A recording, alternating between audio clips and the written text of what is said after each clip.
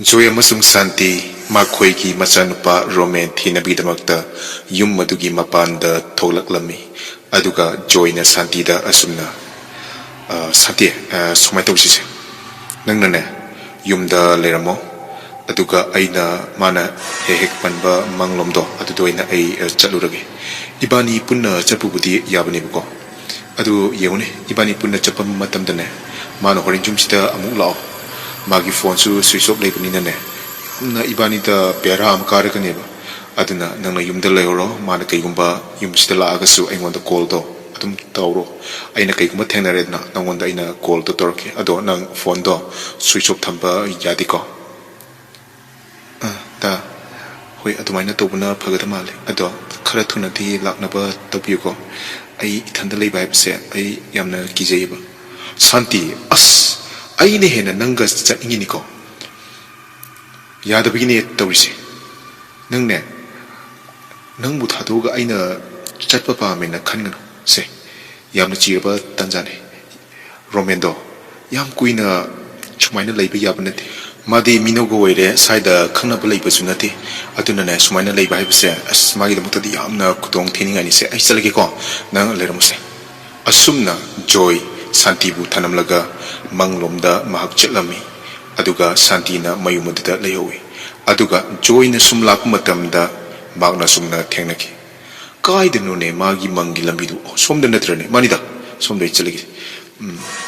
as lambi ne na tawrisi su nuai lambi natin mangni ne yam toina chatnaba lambi na tamina ne lambi sisu nuai tamna lor kaino da nupi phingok set pima mangi manaksida leisibo ngasibo lekaisibo miga leitabuga yawgijarane as aina khamutadi mimta tagideda kaino ngasibo as aibu changlaga hangmana phadijara managa romendubu ubra na ibo sanglaga hangmana phadijara as hangdadi hanglegeda laknina laaga asumna Joy adu mangadu da leiriba nupi adu da mahaki machanupa romeladu hangnabidamakta changsinlaklami mana nupi adu da asumna hanglami o karigumta hangjageba somdaga nupa masa amaga chatkibaga ubro o somuni hajarise maduda nupi aduna laitolaga asumna hairaki ai ukide madugi wahidu taba matamda Joy asuki matik kirami aduga mana asumna hairami kaino magi khonjensidi nupaga chamanina asibu nupi oidrajarane karino magi masamsibu asuk yamna sangisibu mau amanabu asuk yamna sangadrane lekulene kaino magi samsidi mangondi hena samina kaino mana chatpa matamda samasibu soro chingaga chalisibu karigino sibo laiga du oirasarane sibo moigi budka dubu asmaina tobusarane kaino mana mangasida mai hokre mangsi mai sakle naside aduga kaigino mana mangi akoi basida chelaga mana tawsibu kaino mana chelaji kaino aingolum su chen chelena tawsi ai chelawrage side yumlom doina asumna Joy magi mayumlomda yamna kanna chelaklami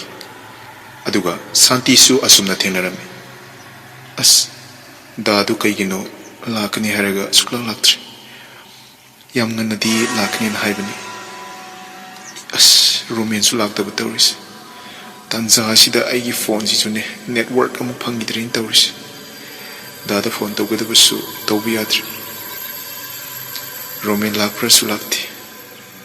aidi kamai tawni tawris ai hingsina marol masum thanks lakpani kaino yum sida makolm taida yumki sidi matak lom danina Sidi kari ojano da thoga yeng da biaru ini sidi as yeng dre kana kumba huran ba changa me khalaji as adu jomu khudong thi bata diba ai yeng da di yeng agida asumna santi magi mayumda thoktuna yumthak adu da tari ba makhol adu kanano karino haina khanginga gidamakta mapan thoklami adu ga mana sumna urami pingukshi pinini aside kay no mana sida mukarisna masigi bunno pise yamna phattaba mini mana khimukse adum ot naira leiramne isanu pasu mana soida hatu piram lagani as ai mana udana ba marum sida wena chanchila kita sida wena leirke kaino yum matak taki madi kumdarena phalanga sida mana kumdarak lejibu kaino tojibo kairak su leiba nate kumdanaba kaimta leiba nate aduga mana phalanga sida kairak leiba gumna kumdare sibo masam sidi asukam sangina mana chapa matamda masam de sor chingna chalini ima mamichu namam nang ngotrom namam nang ngak yen karigino ai sida lei habse mahunda khangan miate ai tumina leiba tabani Santi yamna kibaga loinana lotuna leirami aduga mahangna lotuna leiringai aduda Roman imungdagi mamabu kauraklami ima ai kainom tawre amta lao asumna Roman laurappa matamda maki mama adu lotpa ngamdaduna mahaki machanpagi roomda kanna changchilaklami maduda budna pieduna Roman gi thongjiladuda phamduna leirami madu upa matamda Santi yamna kiraduna joy amasung Santi na tumliba room maduda mahak chenchen gi mahna chenchen matamda joy amasung Santi gi phamung aduda misak ama tumduna leibadu Santi urami aduga Santi na asumna kanano sida tumisina Roman sumale Roman ima magna Roman maliba misakadu Roman nati budnu pieduna mahaki machan pagi saktamadu lawre hairaga tummani madudu mahakna haidokluba amati hautukluba matamdadi budnu piedu oiramki budnu piedu oiramba matamda Santi na yamna kiraduna mahak mapalomda amuk kanna chenthoklaglami maduda magi nupadu sumanga duda leirami maduda joy ka Santi na sumna hainaki da nang laba Santi kaigino nang adu yamna kidabo da ai akibi yamna thingnei sigi yumsida Santi nang kakdana ti thengnaribse ai ju thengnaraga laklibani ado pharise yumda changase ado ibungodi Roman bu kaida leikya ba mabu laktribro da ai khangde mai room da amutandi changage yamuse ma aingonda ngasai kawrakhibani maduda mana kawena aina changluba matamda but nupi ama magi thongchim pala du leiramani lo Santi asis lose ibungogi room do adu damta changaga yungsilo sumaina khoi kuina leiba yabna te lo yumda changsilo asumna Santi amasung Joy mahaki machanupa Roman gi kada changlami maduga Roman adu tumduna leirami maduda Joy na asumna huduki Roman haugrase Roman amta hauglase maduda Roman askari no baba mai na chuma kanji de ko kai thuraki ba tengla kanji da ai hoduro isbo sayeng ayu mata ana hodok prajo hodok te duga namidang teng kanji da kari ginoba Roman amta mitsing wa haibani me bana haibse amta taw haiba se amta kulse kai no baba ima kari no ba teng kanji da nabani laijubo ai am tumingise hayeng wari sana je noi sana ningbodo hayeng adum sana je say please I am the tumgeba Joy amasung Santi mahaki machanupa na tumaina hairapadu da makhoi yamna ngaklami amadi makhoi rumadu thadok le haraga makhoi gi rumadu da laktuna tumlame adubu ahing adu yamna wana tumkhirami nonga labada romen phamungdagi hawgaladuna mahaki mamagi manakta breakfast saba laklame maduda mahaki mapabungsu phamduna lerame maduda joyna romenda romen nang ngarang numidang kai kai da chaluge asba ai kainda chati keno ai adum phamungda tumaga leikeno ngarang mamane babane laaga natrane ai hodomdubo aduga kaigino aingona kadai da chatkena hangisibo ngarang se yam nangak pa thodom thoi nangi mamane aine yam nangak pa thodok se thokne aba sukta thajarudamne adubu ngarang di thokre ngarang nangse aikoina nangi room da lakpa matamda nangse leiramdi aduga nangse mamane aine koi thi thirurabane maduda phangmandabadagi ko nangi mamana na yumda lehoba aina asom manglomda nangna he panudo adumda ai chatlugo thirubane adubu aina mangduda chatlu matamdadine yamna akibagi masak oiraba nupi ma thenare aduga nangi mamana sutamada mangna yumsida leibudasu koigi yum thagasidane phingok se pima chatpa mangna uinai aduna yamna akiba thenai ba adubu thajabu yabrane aidi ngarang phamungda tumaga leibani aduda baoina ai leiti haisibu ai thajabu ngamdida phamungda tumduna leiriba aibu leiti habasidi ba khara thajabu waida roman ekoina habsina thajadabra ekoina nang thiba yaba thirurabne adubu leimandabdigi yumda changlakpa matamda nangse tumaga leiramane madu uba matamda khudi amna ngai nangi mama sungakki aisungakki ado nangna khangadabamnane yumsida leiba matamda nang yamna haisingna leigadamne yumse mingna leiba ngamdabdigine ekoida yonchilaklamaba male ba ai adumakti kharachingna phaw bana langwe aingonda yumsigi photo tharpa matamdane ai adum chingme khrabne masigi yumse yamna phajaraga yamna honglibase karigino na ai munna wakhal tawki maram amadi suksoi hoitana leiramane habase aigi thajaba yamna phawkibane adubu aina chingna khiba maramdo masigi nungaitaba haibadi aki akhang thenaribase masina chu oirambi hai chume rome nang haiba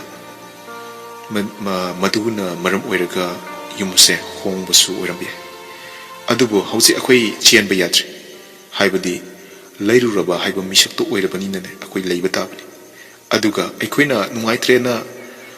kaigumba khalgadi akhoi yonthokpa tabani adubu aikoina yondri paudine mi amtada akoina khangan biati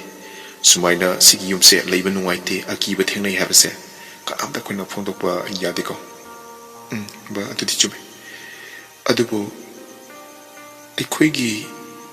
hinkolase munna amtadi thijan kise maiba sing tanaragane amtang kari kamdona akoida akiba thengnari ban habdo adudi akoina thijan bada chumudrana khaliba chume romen nang naib diom chume hoi isu tana na batoraki kanano akhangba maiba maibi tanaragane akoigi hingolse kari thokiba amadi kari maramgi damakta akoida akiba thengnari ban habdo munna khoi khangtokpa tangai phade asumna joy amasung roman wa tanarami matamna sum hokibana numidangi matamadusu amuk laklami aduga joy amasung santi tumbagi matamda joy na santi da sum hairami santi as kayino khangdeda yumse kaygi damakta ina lairuri pano haibase ninghanaba madum phauduna leir da adubu ekhoi matam kharadi laitabi yadabani yumse yonbabu oirabasu leibabu oirabasu ekhoi yamna haina singna leibatai isa singase khoi mi oidri phawdi khoi hongtok hongjin tawraga